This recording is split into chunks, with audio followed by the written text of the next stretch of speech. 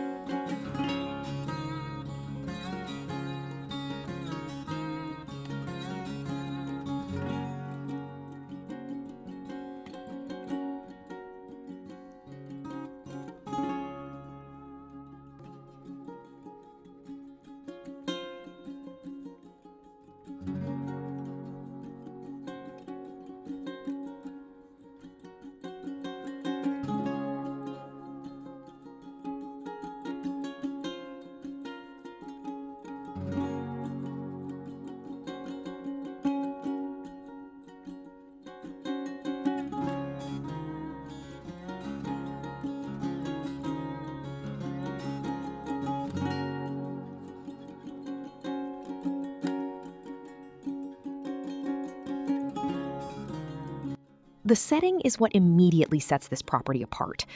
Adjacent to conservation land, the views across the salt marshes are forever protected, stretching out toward Sagadahoc Bay and the open ocean.